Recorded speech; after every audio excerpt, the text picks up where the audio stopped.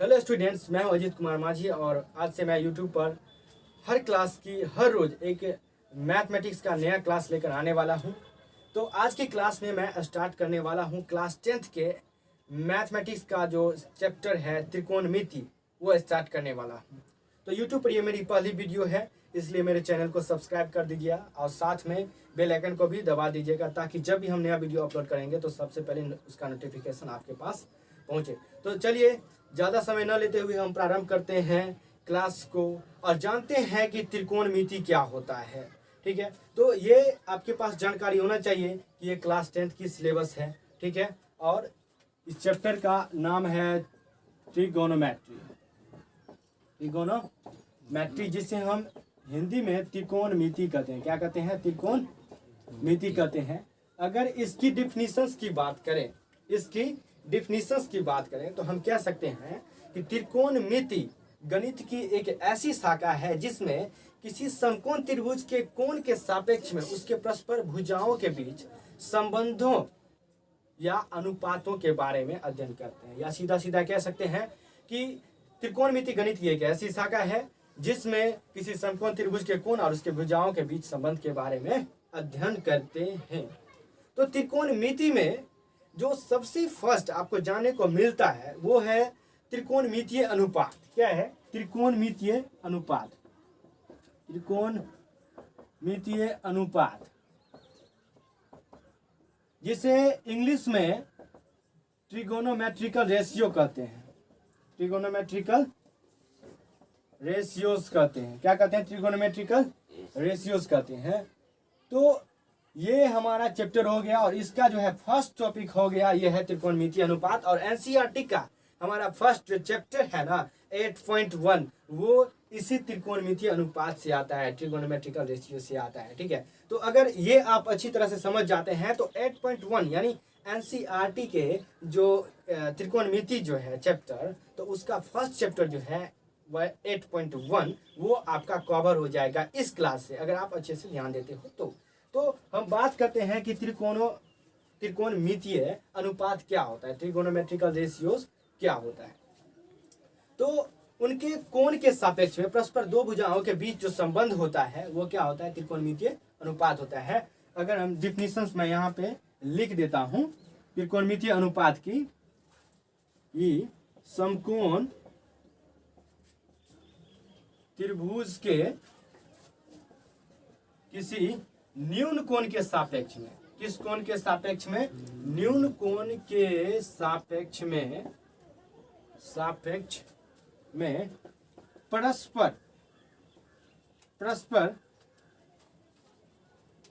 परस्पर दो भुजाओं के बीच की अनुपात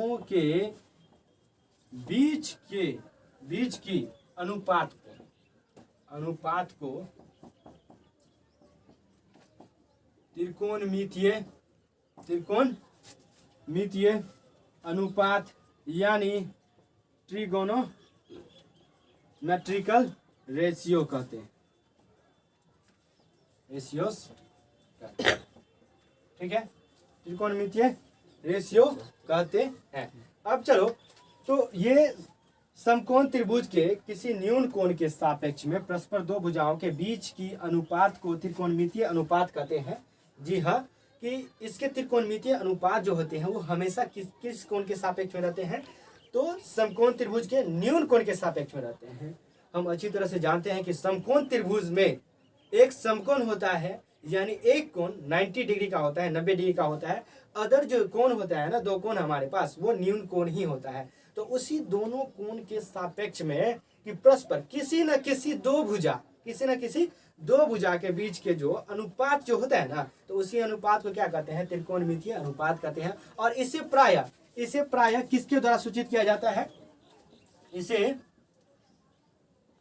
प्रायः साइन, कोस, टेन, कोट,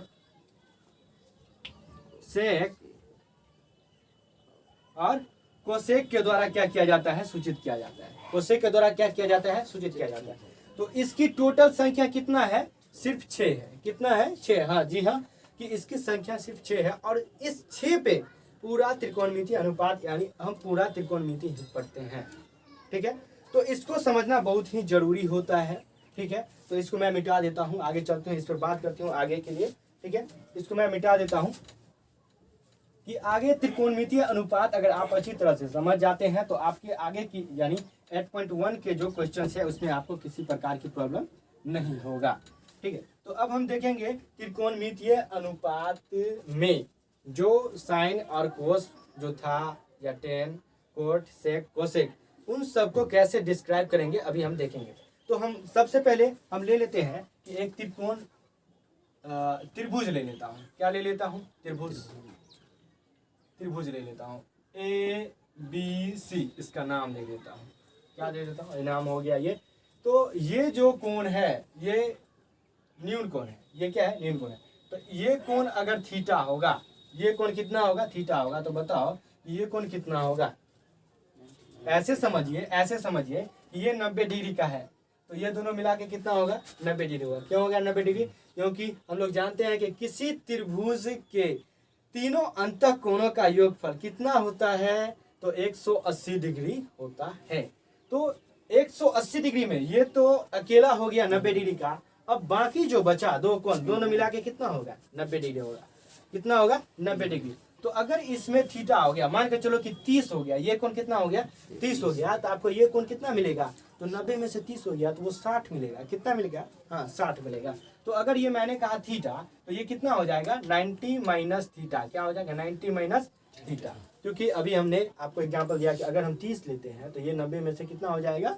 30 यहाँ पे हो गया, तो ये कितना हो गया? 60। यानी 90 माइनस 30, 90 माइनस 30 कितना हो गया? 90 माइनस 30। अब स्टूडेंट इसमें सबसे बड़ी चीज समझने वाली बात ये है, सबसे बड़ी बात कि इसमें बहुत सारे स्टूडेंट क्या करते हैं, तो इसका लंब, आधार और कर्ण में क्या करते हैं, तो कंफ्यूजन करता रहता है और कभी जो है इसको समझ ही नहीं पाते हैं अच्छे तरीके से। बहुत सारे स्टूडेंट को देखे हुए हैं कि त्रिकोणमितीय पढ़ तो लेता है, लेकिन उसमें किस कोण के सापेक्ष में कौन सा भुजा जो है उसका लंब होगा, कौन सा भुजा उसका क्या होगा? आधार होगा। इस चीज को क्या होता है? भूल जाता है। इस चीज को भूल जाता है। तो अच्छे से देखिएगा, मैं समझा रहा हूँ। ठीक है, तो अगर मैं इस कोण की बात कर रहा हूँ, किस कोण की? थीटा कोण की बात कर रहा हूँ, ये वाली यानी सी एंगल। कौन सा एंगल? सी एंगल की बात कर रहा हूँ। तो इसका लंब क्या हो जाएगा? तो इसका लंब अगर आपके ख्याल में आता है, माइंड में आता है, तो लंब सीधे जो कोण होगा ना उसके सामने का भुजा क्या हो जाएगा? उसका लंब हो जाएगा।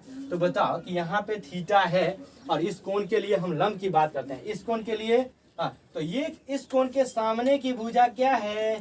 तो AB है। क्या है? AB। तो इसके लिए लंब क्या हो जाएगा? AB। क्या हो जाएगा? AB।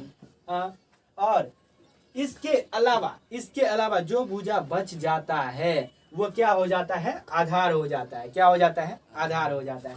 अब कहोगे कि सर ये भी तो भुजा बचा हुआ है, लेकिन वो भुजा जो है ना स्टूडेंट, वो भुजा एकदम कांस्टेंट रहता है। बोले तो वो हमेशा अपना पहचान कभी नहीं खोता। वो अपना पहचान कभी नहीं खोता। वो हमेशा किस रूप में रहता है? कर्ण के रूप में रहता है। किसके रूप में रहता है? कर्ण के रूप में। जी हाँ, ये आपका चेंज होते जाएगा। जी हाँ, अलग अलग क्वेश्चन के लिए ये आपका चेंज होते जाएगा। लंब और आधार क्या होता जाएगा? चेंज होता जाएगा। लेकिन कर्ण जो है आपको कभी चेंज नहीं होगा। ये बात ध्यान में रखिएगा कि कर्ण कभी भी चेंज नहीं होगा। तो कर्ण को आप पहले ही फिक्स कर दिया करो कि वहां पे कर्ण है। ठीक है, क्या है? कर्ण है। तो उसको पहले ही फिक्स कर दिया करो। ठीक है, तो यहाँ पे कर्ण हो गया। ठीक है, तो इसके सामने का भुजा ये क्या हो जाएगा? इसके लिए क्या हो जाएगा? लंब हो जाएगा। और बाकी जो भुजा बच गया वो क्या हो जाएगा? आधार हो जाएगा। क्या हो जाएगा? आधार। इसे इंग्लिश में परपेंडिकुलर कहते हैं। क्या कहते हैं? परपेंडिकुलर कहते हैं। इंग्लिश वाले बच्चे भी अच्छी तरह से ध्यान दे सकते हैं। ठीक है, और B4 क्या हो जाएगा? बेस। इसे बेस कहते हैं। और इसे क्या कहते हैं? हाँ, हाइपोटेनियस कहते हैं इसे। तो P4 लंब, B4 बेस और H4 हाइपोटेनियस। तो अभी इसमें कि हम लोग शॉर्ट में जो है फॉर्मूला देखेंगे साइन और कोस के लिए। ठीक है, तो हम फर्स्ट जो त्रिकोणमिति का जो अनुपात है वो हम साइन की बात करते हैं। तो अभी हम लेते हैं थीटा कोण के सापेक्ष में। उससे पहले आपको ध्यान देना होगा इस बात की आपको ध्यान देना होगा कि थीटा कोण के लिए लंब और आधार अलग होगा, और अगर आप इस कोण के लिए जाते हैं 90 माइनस थीटा यानी कोण ए के लिए, तो उसका लंब और आधार अलग हो जाएगा। और अभी जैसे हमने बताया तो उसके अनुसार कि ए कोण के लिए जाएंगे तो ए कोण का लंब क्या हो जाएगा, तो ए कोण के सामने का भुजा देखिए क्या है, BC, तो उसका भी लंब हो जाएगा, और जो भुजा बच जाएगा उसका क्या हो जाएगा, आधार हो जाएगा। और वो तो कभी हटने वाला नहीं है, यानी वो अपना स्थान हमेशा बना के रखता है। ठीक है, तो अब हम साइन थीटा के लिए चलेंगे। किसके लिए चलेंगे, साइन थीटा के लिए। तो ये हो गया साइन थीटा। तो मैथमेटिशियंस ने ना इसको डिस्क्राइब किया तो कहा क्या कि साइन थीटा किसे कहेंगे, तो उसके ना लंब बट्टा कर्ण, यानी किसी समकोण त्रिभुज के किसी कोण के सापेक्ष में उसका लंब और कर्ण का जो अनुपात होगा ना, उसी को साइन थीटा उन्होंने कहा। क्या कहा, साइन थीटा। हाँ, ये कहीं से आया नहीं, मैथमेटिशियन ने इसको डिस्क्राइब किया है, इसकी खोज किए हैं, और उन्होंने अपने अनुसार इसको क्या किए हैं, परिभाषित किए हैं। समझ गए, अपने अनुसार क्या किए हैं, परिभाषित किए गए हैं। तो ये प्रूफ नहीं, ये ना पहले से ये क्या है, तो एक खोज है, और इसको डायरेक्टली परिभाषित किया गया कि मैथमेटिशियन द्वारा कि किसी भी समकोण त्रिभुज के किसी न्यून कोण के सापेक्ष में कि उसके लंब और बट्टा कर्ण, यानी लंब बाई कर्ण का जो अनुपात होता है, यानी लंब और कर्ण का अनुपात होता है, उसको उन्होंने क्या कहा, साइन थीटा कहा। क्या कहा, साइन थीटा, साइन थीटा। तो अब यहाँ पे क्या है, इसको लंब को क्या कहते हैं, पी। क्या कहते हैं, पी। क्या कहते हैं, पी। और इस कर्ण को क्या कहते हैं, एच। क्या कहते हैं, एच। तो अगर आप ये वाले फॉर्मूला याद रखोगे लंब बट्टा कर्ण, तो शायद आप जल्दी याद नहीं होगा, या नहीं तो जल्दी भूल भी जाओगे। लेकिन लेकिन लेकिन sine theta is equal to p by h अगर आप याद रखोगे ना, तो शायद कभी मतलब बहुत इजी हो जाता है याद करना, बहुत इजी हो जाता है। ठीक है, तो इसको इन्होंने लंब और कर्ण के अनुपात को क्या कहा, मैथमेटिशियन ने क्या कहा, तो साइन का। क्या कहा, साइन थीटा। ठीक है, अब देखो, अब कोस थीटा की बात करते हैं, यानी कोस थीटा। तो ये आधार और क्या है, लंब। आधार और क्या है, लंब, यानी आधार और कर्ण, आधार और कर्ण के अनुपात को हम क्या कहेंगे, आधार और कर्ण के अनुपात को क्या कहेंगे, कोस थीटा कहेंगे। क्या कहेंगे, कोस थीटा। आपको याद रखना होगा। इसी प्रकार अगर टेन थीटा की बात करते हैं, तो टेन थीटा कहता है कि लंब और आधार, लंब और आधार के अनुपात को क्या कहेंगे, टेन थीटा। तो ये हो जाएगा लंब बाई आधार, लंब बाई आधार, यानी लंब और आधार के अनुपात को क्या कहते हैं, टेन थीटा कहते हैं। और इसे संकेत के लिए P बाई B कहते हैं। और इसी प्रकार आते हैं कोण थीटा पे। कहाँ पे आते हैं, कोण थीटा पे। तो ये इसका जस्ट अपोजिट, उल्टा हो जाता है। हाँ, यहाँ पे याद रखोगे तो बहुत अच्छा होगा कि ये टेन थीटा, कोण थीटा दोनों में रिलेशन होता है। ये दोनों एक दूसरे का अपोजिट होता है, मतलब उल्टा होता है, व्युत्क्रम होता है ना। अगर ये इतना है तो इसको पलट देंगे ना, तो B बाई P हो जाएगा, अर्थात आधार और लंब का अनुपात क्या कहलाएगा, कोण थीटा कहलाएगा। क्या कहलाएगा, कोण थीटा कहलाएगा। तो यहाँ पे क्या हो जाएगा, आधार बट्टा क्या हो जाएगा, लंब हो जाएगा। आधार बट्टा क्या हो जाएगा, लंब हो जाएगा। और इसे B बाई P कहेंगे। क्या कहेंगे, B बाई P कहेंगे। अब चलो हम लोग आगे चलते हैं और बात करते हैं किसके लिए, तो एक और है, दो और बचा हुआ है, वो है सेक थीटा। क्या है, सेक थीटा। तो सेक थीटा क्या होता है, तो कर्ण और आधार, कर्ण और आधार के अनुपात को क्या कहते हैं, सेक थीटा। अर्थात यहाँ पे कर्ण बट्टा क्या हो जाएगा, आधार हो जाएगा, यानी कर्ण और आधार के अनुपात को हम लोग क्या कहते हैं, तो सेक थीटा कहते हैं। और इसे कर्ण को H द्वारा सूचित किया जाता है और आधार को B द्वारा क्या किया जाता है, सूचित किया जाता है। अब हम लास्ट देखते हैं रेशियो, वो है कोसेक थीटा। कोसेक थीटा लंब कर्ण और किसका, लंब का क्या है, अनुपात है। कर्ण और लंब का क्या है, अनुपात है।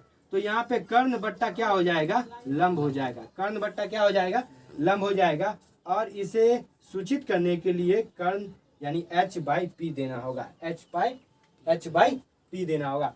तो ये जो है हमारा त्रिकोणोमेट्रिकल रेशियो हो गया।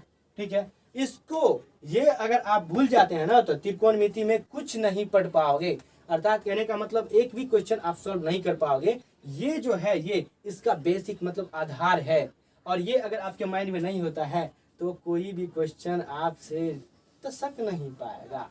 ठीक है, तो इसको याद रखना होता है। ठीक है, हाँ, इसको मैं फुल फॉर्म बता देता हूँ। कभी कभी जो है ऑब्जेक्टिव एग्जाम ना क्वेश्चन में पूछा जाता है कि साइन का जो है फुल फॉर्म क्या होता है, या उसी का फुल फॉर्म दे करके और आपको पूछ दिया जाता है क्या उसका संक्षिप्त यानी शॉर्ट फॉर्म क्या है। तो साइन का क्या होता है फुल, तो साइन SINE साइन, और इसका क्या होता है कोसाइन, क्या होता है कोसाइन हो जाता है कोसाइन। और टेन का क्या हो जाता है टेंजेंट, क्या हो जाता है टेंजेंट।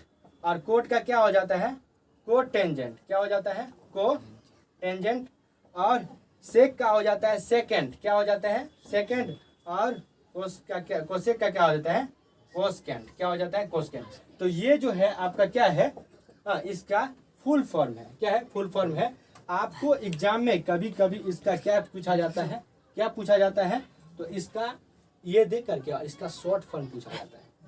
तो हमने देख लिया कि त्रिकोणमितीय अनुपात को देख लिया। अब मैं एक एग्जाम्पल के साथ क्या करूंगा, इसको एक एग्जाम्पल देखूंगा कि कैसे इसको सवाल बनाया जाएगा, ठीक है। तो मैं इसको मिटा देता हूँ, ठीक है। अगर इसमें आपको प्रॉब्लम होता है तो आप पूछ सकते हैं, हमारे कमेंट बॉक्स में कमेंट दे सकते हैं, ठीक है। मैं कोशिश करूंगा अच्छी तरह से और अच्छे से समझाने की, ठीक है।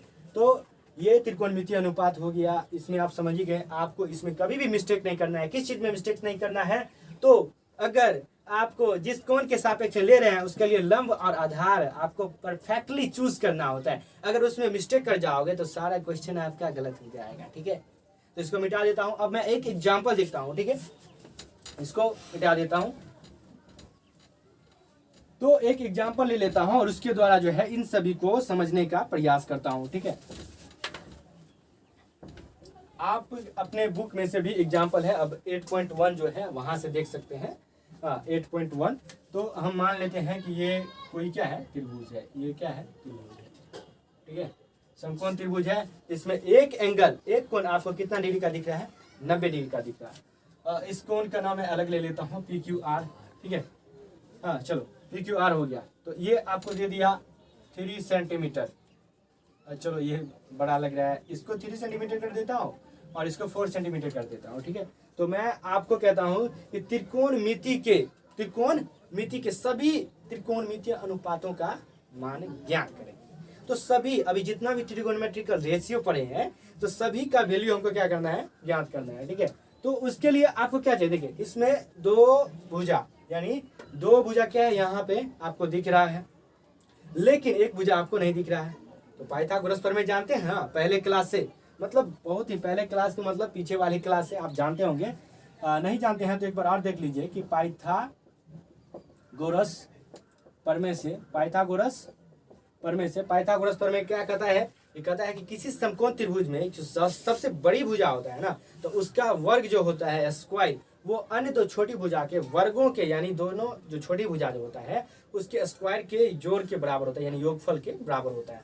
जैसे यहाँ बात करते हैं तो सबसे बड़ी भुजा क्या होता है समकोण त्रिभुज में कर्ण होता है, क्या होता है कर्ण होता है। तो यानी और छोटी भुजा क्या बच गया, एक बच गया लंब और एक क्या बच गया आधार। तो इन दोनों के योगफल के बराबर होता है, कौन बराबर होता है कर्ण बराबर होता है। अब देखो इसको ये P और ये क्या हो गया B, ये क्या हो गया B और ये क्या हो गया H।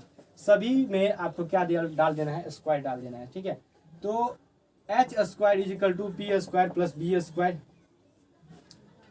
ये स्क्वायर हटा देंगे तो यहाँ इधर चला जाएगा, ठीक है, ये रूट में चला जाएगा। अब यहाँ से उसका वैल्यू पुट कर दीजिए, कितना हो जाएगा, हाँ तो P है 4, तो 4 का स्क्वायर और प्लस 3 का स्क्वायर, तो 4 4 जा 16 एंड 3 3 जा 19 9। अब देखो यहाँ पे 25 हो गया, कितना हो गया 25। अब इसका जो स्क्वायर रूट निकल जाएगा वो कितना निकल जाए 5, यानी ये जो है 5 सेंटीमीटर है, कितना है 5 सेंटीमीटर। इसको मिटा देता हूँ नहीं तो आपको लगेगा कि पहले से दिया हुआ है इसमें, ठीक है। अब ये हमारे पास P हो गया B हो गया, ठीक है। तो अब हम इस कोण के लिए चलेंगे, किसके लिए, हाँ इस कोण के लिए। तो हमने आपको कहा कि P कोण के लिए सभी त्रिकोणमितीय अनुपातों का मान ज्ञात करें।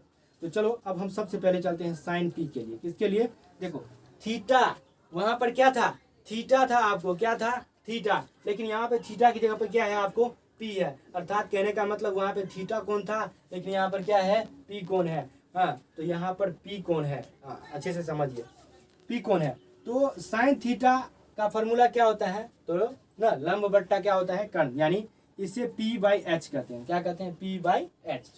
ये फार्मूला आप हमेशा पुट करोगे तो बहुत ही आसानी होगा और बहुत अच्छी गलतियां कम होगी, और ये लिखने में आपको बहुत ज़्यादा समय लग जाएगा। लंब बट्टा कर्ण, यानी एक बार में मतलब 2 लेटर हमको लिखना पड़ा। अगर हिंदी में लंब और कर्ण लिखते तो शायद बहुत सारे लेटर हमको लिखना पड़ता, ठीक है। तो साइन हमेशा आपको ये P/H यानी शॉर्ट फॉर्म वाला जो है फॉर्मूला यूज करना है। तो P क्या है, P क्या है, तो सबसे पहले हम फाइंड करेंगे कि P कोण के लिए उसका P कौन हो जाएगा, यानी P फॉर परपेंडिकुलर, यानी उसका लंब क्या हो जाएगा। तो हमने बताया था कि समकोण त्रिभुज जिस कोण के लिए लेंगे तो उसके सामने का भुजा क्या कहलाएगा, उसका लंब कहलाएगा। तो P कोण के लिए ले रहे हैं ना, इसके सामने का भुजा देखो क्या है, QR, क्या है QR, तो उसका लंब क्या हो जाएगा QR। तो ऊपर में दीजिएगा QR लंब और नीचे में क्या दीजिएगा H, क्या दीजिएगा H। तो H आपका कभी चेंज नहीं होता है, ये H है, ठीक है, ये H हमेशा रहता है, आपको वो दोनों चेंज होता है। तो ये हो जाएगा PR, क्या हो जाएगा PR। तो ये कितना है, QR कितना है 3 और PR कितना है 5। तो ये हो गया साइन P का वैल्यू। अब देखते हैं कि कोस P का वैल्यू देखते हैं। कोस P तो क्या होता है, ये B/H होता है, B/H होता है। आपको याद रहेगा तो आप भी इसी तरह बनाओगे क्वेश्चंस, ठीक है। B/H होता है, B फॉर बेस यानी आधार और H फॉर कर्द ना। चलो तो B का वैल्यू यानी इसका आधार देखेंगे अब। तो P कोण के लिए ये तो हो गया लंब और ये तो कर्ण है, तो बच कौन गया, ये भुजा, क्या बन गया, ये भुजा जो है PQ उसका क्या हो जाएगा, आधार हो जाएगा। और यहाँ पे क्या हो जाएगा, उसका कर्ण PR हो जाएगा। तो ये कितना हो गया 4/5, ठीक है। तो ये साइन P और ये कोस P। अब हम देखेंगे tan P, क्या देखेंगे tan P। तो tan P बराबर P/B होता है, यानी लंब बट्टा आधार, क्या होता है, लंब बट्टा आधार होता है। तो इसके लिए लंब QR है, क्या है QR, और आधार क्या है PQ। तो ये हो जाएगा 3/4। अब कोट P के लिए चलते हैं, कोट P के लिए चलते हैं। तो क्या होता है कोट का फॉर्मूला क्या होता है, तो B/P होता है, यानी आधार बट्टा लंब होता है। आधार बट्टा क्या होता है, लंब, यानी इसका जस्ट उल्टा। अभी देखो कि अभी हम लोग कोट निकालेंगे ना, तो इसका जस्ट अपोजिट हो जाएगा, उल्टा हो जाएगा। देखो ये 3/4 है तो वो 4/3 आएगा। तो इस कोट नहीं, ये P कोण के लिए उसका B क्या हो जाएगा PQ, क्योंकि इस सामने वाला भुजा तो उसका लंब हो जाता है। तो PQ और ये क्या होगा नीचे में उसका लंब, तो QR क्या हो जाएगा QR। तो PQ कितना हो गया 4 और ये कितना हो गया 3। देखो उल्टा आ गया ना, जस्ट इसका अपोजिट आ गया ना। हाँ अब चलो, हाँ तो इसी तरह आप क्या दे सकते हैं, आप देख सकते हैं उसका वैल्यू, सेक का वैल्यू देख सकते हैं, किसका, सेक P का वैल्यू तो होगा H/B, यानी कर्ण बट्टा क्या होता है, आधार होता है, कर्ण बट्टा आधार। तो कर्ण PR है और आधार क्या होगा उसका PQ है।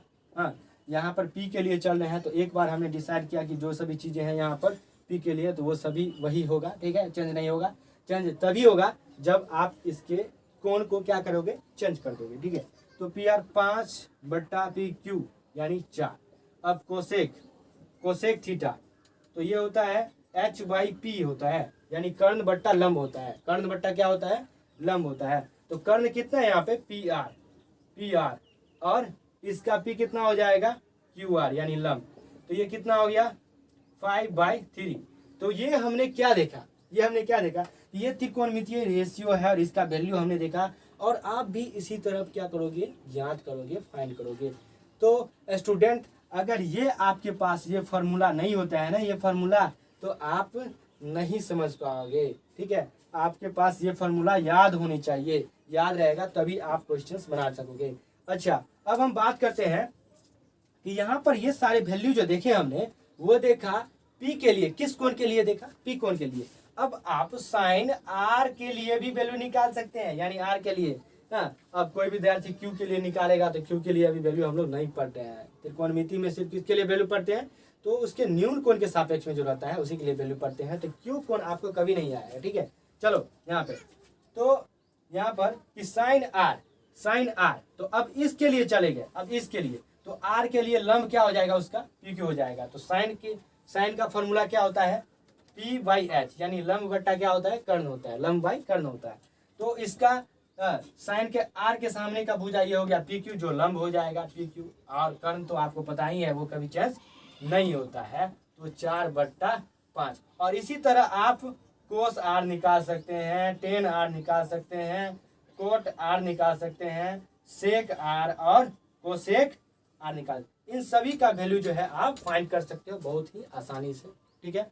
तो स्टूडेंट्स मुझे विश्वास है कि आप लोग इतने में बहुत ही समझ गए होंगे बहुत अच्छे तरीके से। अगर फिर भी इसमें एरर है, अगर आपको त्रुटि लगता है तो आप हमारे कमेंट बॉक्स में कमेंट कर सकते हैं। तो ठीक है कि आज हमने ये देखा, कल हम वीडियो लाएंगे वो होगा एनसीईआरटी के जो फर्स्ट जो चैप्टर जो है 8.1 फुल, उसका फुल क्लास लाएंगे कल। ठीक है, तो आज के लिए इतना ही। Tata bye bye, see you bye.